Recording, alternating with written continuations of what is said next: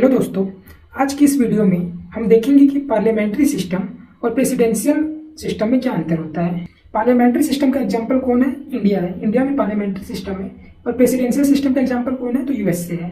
तो हम इंडिया और यूएसए के कंटेक्स्ट में समझेंगे कि जो पार्लियामेंट्री फॉर्म ऑफ गवर्नमेंट होती है या फिर प्रेसिडेंशियल फॉर्म ऑफ गवर्नमेंट होती है, इन दोनों में क्या अंतर होता है, इंडिया और अमेरिका के पॉलिटी में क्या अंतर है। तो चलिए शुरू करते हैं। इसमें ये आप सर्कल देख रहे हैं, यहाँ पे एल का जो मतलब है वो लेजिस्लेटिव से है। लेजिस्लेटिव क्या होती है? तो लॉ मेकिंग बॉडी जो होती है उसे लेजिस्लेटिव कहते हैं। इंडिया में लेजिस्लेटिव कौन है? तो इंडिया में लेजिस्लेटिव जो है वो पार्लियामेंट है। पार्लियामेंट के दो हाउसेस होते हैं, लोकसभा और राज्यसभा। ये दोनों मिलकर कानून बनाते हैं, इसे लेजिस्लेटिव कहते हैं। एग्जीक्यूटिव किसे कहते हैं? एग्जीक्यूटिव जो होते हैं वो होते हैं काउंसिल ऑफ मिनिस्टर्स। जो काउंसिल ऑफ मिनिस्टर्स होते हैं उसे एग्जीक्यूटिव कहते हैं। और जे4 क्या है? तो जे4 है जुडिशरी, जो सुप्रीम कोर्ट, हाई कोर्ट वगैरह जो है उसे जुडिशरी कहते हैं। और LEJ सिमिलरली यहाँ पे भी यही है। पार्लियामेंट्री फॉर्म ऑफ गवर्नमेंट या फिर पार्लियामेंट्री सिस्टम में क्या होता है कि जो जे है वो सेपरेट रहता है। जे का हम सेपरेशन देख सकते हैं कि जे जो है वो L और E से, लेजिस्लेटिव और एग्जीक्यूटिव से सेपरेट है। इसका मतलब क्या हुआ कि यहाँ पे जो है वो कंप्लीट सेपरेशन है।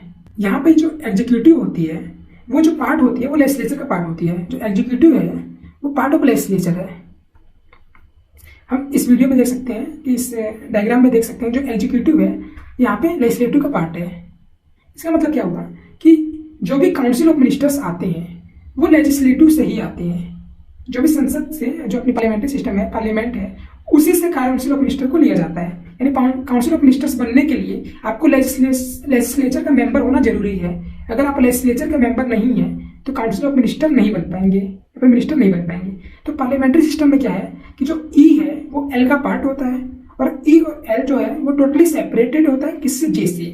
इससे एक हमारा आर्टिकल भी है, आर्टिकल 50, जो क्या कहता है, आर्टिकल 50 क्या कहता है कि जो E है और J है उसके बीच सेपरेशन रहना चाहिए। तो हम आर्टिकल 50 से भी देखते हैं। तो पार्लियामेंट्री फॉर्म ऑफ गवर्नमेंट में क्या होता है कि जो E और L है वो जुडिशरी से सेपरेट होते हैं। जबकि प्रेसिडेंशियल फॉर्म में क्या होता है तो L के बीच, E के बीच और J के बीच, ये तीनों जो है वो टोटली सेपरेट होते हैं। यहाँ पे E जो था वो L का पार्ट था, जबकि यहाँ पे E जो है वो L का पार्ट नहीं है। यहाँ पे जो मिनिस्टर्स हैं वो जो मिनिस्टर्स है, अगर यहाँ पे मिनिस्टर बनना है तो उसे लेजिस्लेचर का पार्ट होना जरूरी नहीं है। जैसे कि मान लीजिए कि यहाँ पे इस समय प्रेसिडेंट कौन है यूएसए के? तो जो बिडेन है। तो जो बिडेन क्या करेंगे कि यहाँ पे जो अपने मिनिस्टर चुनेंगे, जैसे वहाँ पे सेक्रेटरीज कहा जाता है, तो वो मिनिस्टर जो है वो सिटीजन के बीच से चुन सकते हैं। उनके लिए कंपल्सन नहीं है कि जो मिनिस्टर्स होंगे वो पार्लियामेंट से लिए जाए। तो यहाँ पे जो मिनिस्टर्स होते हैं वो लेजिस्लेटिव से नहीं लिए जाते हैं। तो यहाँ पे हमने देखा कि लेजिस्लेटिव, एग्जीक्यूटिव, जुडिशरी के बीच जो है वो टोटल सेपरेशन दिख रहा है। जबकि यहाँ पे जो मिनिस्टर होते हैं वो लेजिस्लेटिव के पार्ट होते हैं। अच्छा, यहाँ पे एक चीज और कि क्या कोई जो मिनिस्टर है, क्या कोई मिनिस्टर बन सकता है बिना लेजिस्लेचर का पार्ट हुए बिना? या मंत्री बनने के लिए लेजिस्लेचर का हिस्सा होना जरूरी है? तो इंडियन कॉन्स्टिट्यूशन में क्या प्रोविजन है? इंडियन कॉन्स्टिट्यूशन में प्रोविजन है कि मंत्री जो है, अगर आप मंत्री की एलिजिबिलिटी रखते हो तो आप मंत्री बन सकते हैं बिना लेजिस्लेचर का मेंबर हुए। लेकिन कब तक रहेंगे? 6 महीने तक। 6 महीने तक अगर आप लेजिस्लेचर के मेंबर नहीं होते हैं तो आपको मंत्री के पोस्ट से हटा दिया जाएगा या फिर इस्तीफा देना पड़ेगा। तो 6 महीने तक कोई भी मंत्री रह सकता है बिना लेजिस्लेचर का पार्ट हुए। तो ये हमने देखा पहला पॉइंट कि यहाँ पे एग्जीक्यूटिव जो है वो पार्ट ऑफ लेजिस्लेचर है, जबकि यहाँ पे जो एग्जीक्यूटिव है वो लेजिस्लेचर का पार्ट नहीं है। आइए आगे और देखते हैं। यहाँ पे ये है, ये आपका, यहाँ पे ये आपका इंडिया दिख रहा है और ये आपका यूएसए है। ये ऊपर यहाँ पे कनाडा है यहाँ पे, और ये नीचे है यूएसए की जो नेबर कंट्री है वो मैक्सिको है। यहाँ पे बीच में यूएसए है, ये भी यूएसए का हिस्सा है। जबकि ये है इंडिया। यहाँ पे ये जो है कह रहा है, जो इसका दूसरा पॉइंट है वो कह रहा है मिनिस्टर फ्रॉम पार्लियामेंट ओनली, जबकि मिनिस्टर नॉट फ्रॉम पार्लियामेंट। तो ये हमने पॉइंट समझ लिया कि यहाँ पे जो मंत्री हैं तो उन्हें पार्लियामेंट का हिस्सा होना जरूरी है, उन्हें लेजिस्लेचर का मेंबर होना जरूरी है। जबकि यहाँ पे जो मिनिस्टर है वो लेजिस्लेचर के मेंबर नहीं होते हैं। जो प्रेसिडेंट है वो अपने हिसाब से जो अपने मिनिस्टर है उन्हें अपॉइंट कर सकता है। तो ये पॉइंट ये है। जो तीसरा डिफरेंस देखते हैं हम, वो ये होता है कि जो पार्लियामेंट्री फॉर्म ऑफ गवर्नमेंट है उसमें 2 एग्जीक्यूटिव होते हैं। एक होता है नॉमिनल एग्जीक्यूटिव, एक होता है रियल एग्जीक्यूटिव। मतलब जो मेन पावर होती है पार्लियामेंट्री फॉर्म ऑफ गवर्नमेंट में वो पीएम के पास ज्यादा पावर होती है, जबकि प्रेसिडेंट जो है वो बस नाम का एग्जीक्यूटिव होता है।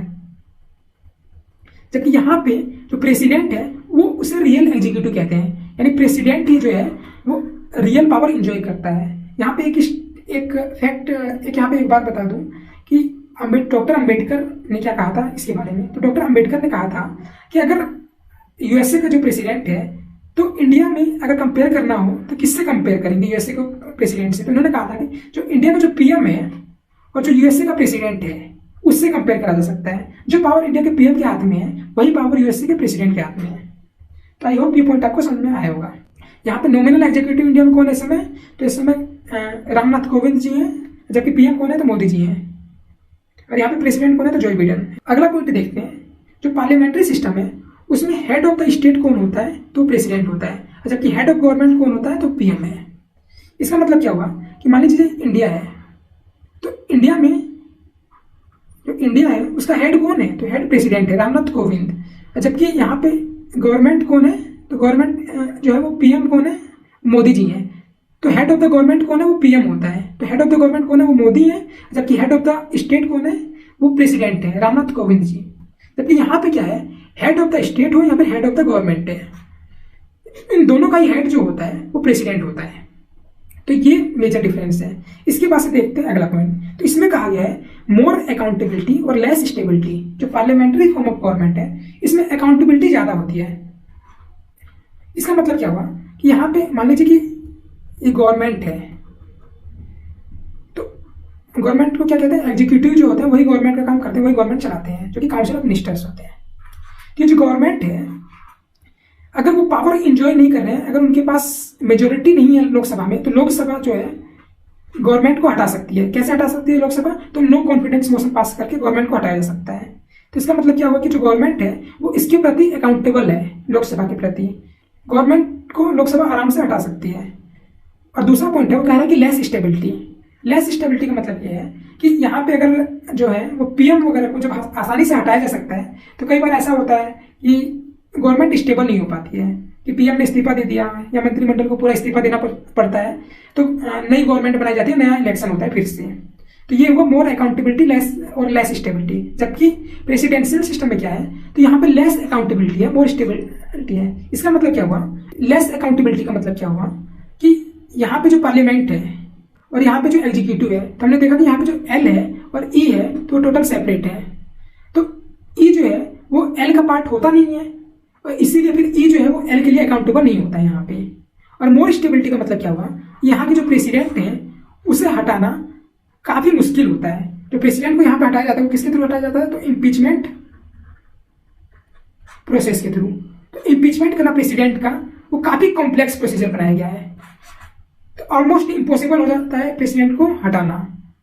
तो इसीलिए इसे मोर स्टेबिलिटी कहा है। जबकि यहाँ पे जो है वो पीएम को हटाना आसान है, इसीलिए यहाँ पे लेस स्टेबिलिटी कहा गया है। पीएम को नो कॉन्फिडेंस मोशन पास कर देती है अगर एग्जीक्यूटिव, तो पीएम हट जाते हैं। तो ये देखा हमने डिफरेंस क्या है प्रेसिडेंशियल फॉर्म ऑफ गवर्नमेंट में और पार्लियामेंट्री फॉर्म ऑफ गवर्नमेंट में। धन्यवाद।